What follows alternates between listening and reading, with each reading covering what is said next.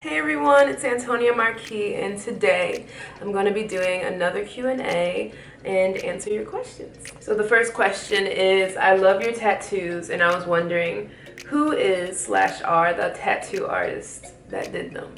Thank you so much. I appreciate that, and I obviously love my tattoos as well. But the cool thing that I really like about getting tattoos is that they're from so many different people from so many different places that I've been. My first tattoo is the stand-up tattoo, and I got that in Philly.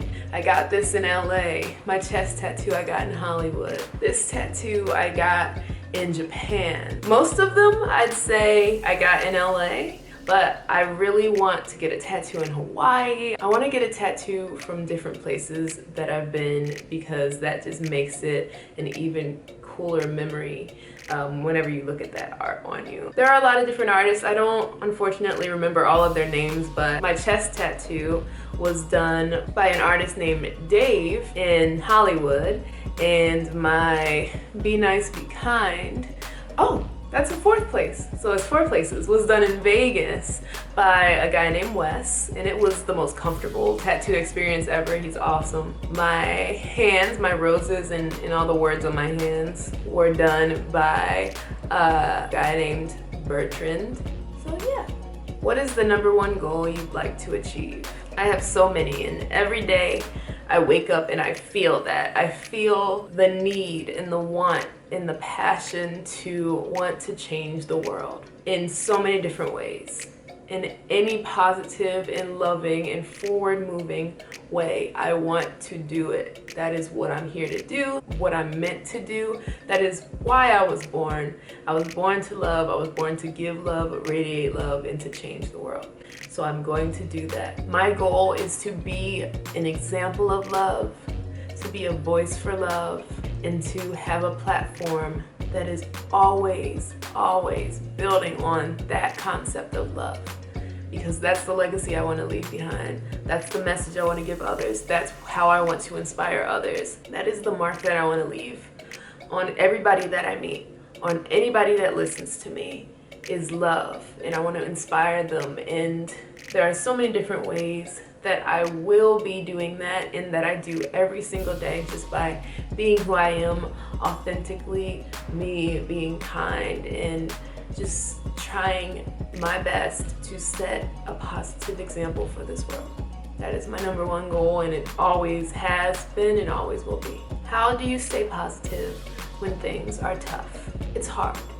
I know it's hard. I've been through a lot of tough things in my life, and I just think about what I just said, my purpose in life, and I think about, okay, I know that life is tough on me, or I've been treated badly, and I know that's not how I want other people to feel. So it kind of, in those tough moments, inspires me to want to make sure that no one else has to feel that way. And I know I can't do that for everyone, but it inspires me to try my best to make sure that other people don't have to deal with whatever it is that I'm dealing with. There's a lot of different things that this question could tie to. And in those moments when life gets really tough, I think about all of the things that I'm grateful for, all of the people that have cared, all of the things that have gone right in my life. And in that, it usually 100% of the time outweighs the bad things that have happened to me, because so many good things happen every single day.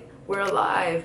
We are breathing right now, and that's really cool. And just remembering all of that, every little thing that you can be grateful for, helps you to know that if all of those great things have happened to you already, more will happen to you.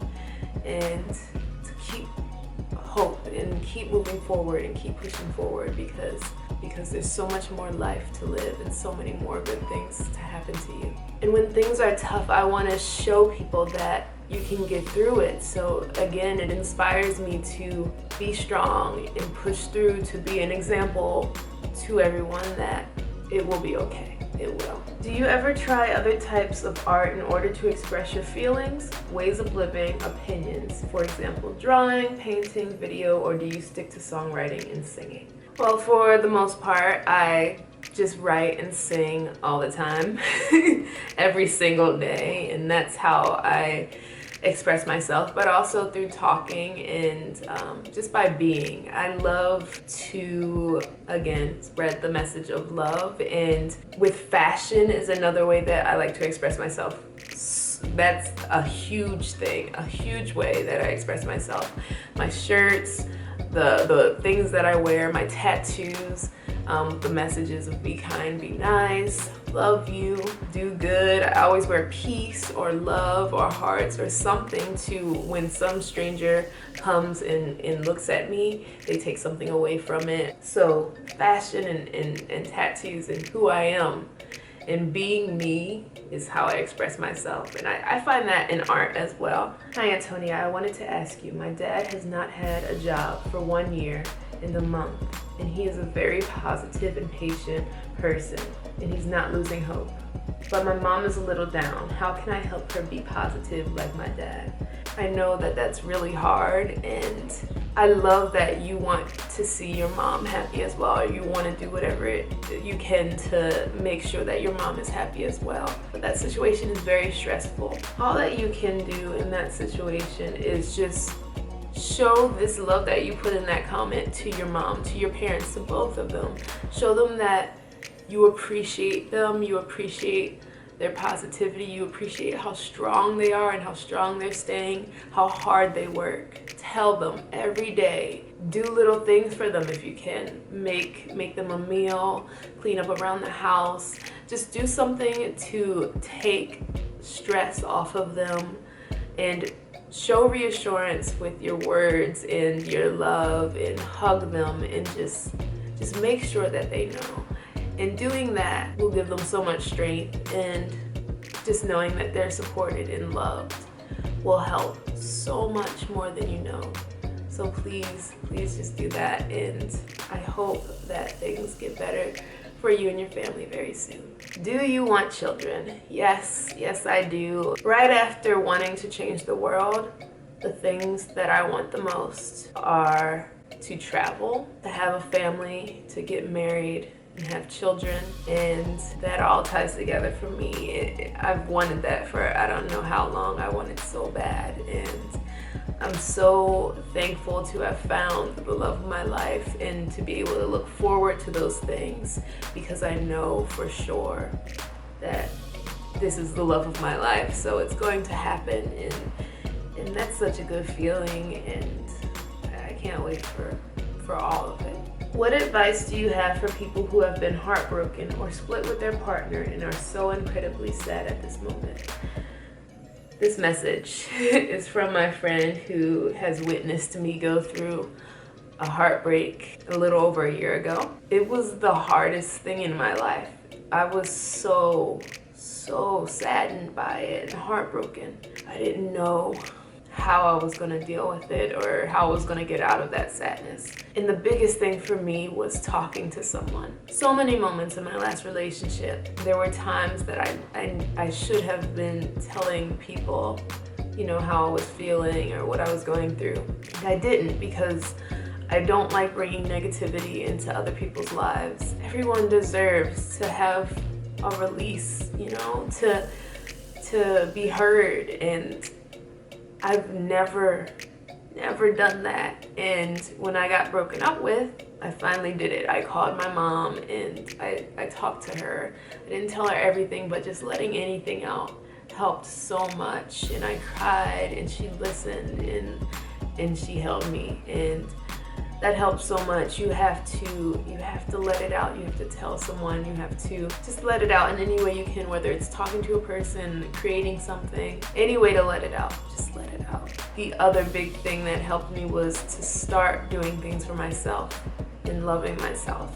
Doing things that made me happy. Going to my favorite places, eating my favorite things, wearing what I liked. Anything that is your favorite, do it. Care about yourself. Put the love that you put into that other person into yourself. And that helped so much. I did that, and in doing that, I wouldn't say, I guess you're kind of reborn, because you've been through this bad experience and you grew from it. And now you're being yourself and loving yourself. So you're reborn in the way that you're fully yourself now. You you made it through and you persevered through this hard time in your life, and you're stronger now, and you're just this new blossom of a person, and it's beautiful. And when you become that after focusing on yourself, then good things start to happen for you because you're living a more positive life. And when I did that, I met the love of my life. I made friends. My career got better. So many things, so many good things happened, and you just have to know that it will get better. You just have to put that love into yourself. Don't throw yourself under the rug because of this bad thing that happened to you. Please, in those moments, pay attention to yourself. Feel the hurt. Know that it hurts, but don't stay there. And just know that whatever's coming is better than what you had, and everything happens for a reason. You got this. What was the scariest moment that has ever happened to you? Also, I've been supporting you since you were in Shane Dawson's video, and I love you very much. Thank you so much. That means so much to me, and I love you too. The scariest moment that has ever happened to me. I've had a lot of scary moments. I was chased by a dog when I was younger, and that was very scary because I couldn't run that fast. A lot of things when I was bullied happened to me that was very scary and dark. But a scary moment that I've had as an adult was fainting. If you all don't know, I used to be 310 pounds and I lost half of my weight. And when I did that, there was maybe a month in there where I wasn't eating properly, and I was developing an eating disorder. And because I wasn't eating enough, it made me faint. And fainting was such a weird experience because you just black out, you can't hear anything, you can't see anything, you get nauseous. It's a whole thing, you don't know what's happening, and that's very scary. And I have a video on it on my channel talking about my weight loss. It's just really important for me to get that out there, that I know when you're losing weight or on a journey to being healthier, and you're seeing the results, you just want to keep seeing that. You don't want to go backward. You don't want to see anything go in reverse. You just want to keep moving forward. I get that, but you have to understand it's not always going to work like that. Your fitness and your health is your life. It's not a diet. It's not a fad. It's not something momentary. It's a lifelong journey. So you're gonna go up and down. It's a balance. You're gonna eat. You're gonna lose that weight. It's gonna go up and down, and you have to understand that. And doing dangerous things like not eating enough is not good for you in the long run. You might see those results fast, but know that that's not going to last, because your body needs food. Your body needs nutrition in order to survive. So think about it in the long term. Don't think about, I just want to see my weight go down right now. You got to think about, I just want to be healthy for the rest of my life. Please do that. It's so important. I understand, like I said, I understand you want to see the results, but you have to realize that it's so much better to do it for the long haul. What character do you relate to the most? I don't know. I feel like I relate to so many characters, especially for those who know me in real life. Like my boyfriend Tyler probably could tell you better than I can, because he sees my personality more than anybody does. Any quirky character, any clumsy character or silly. That movie Enchanted, the princess, I relate to her.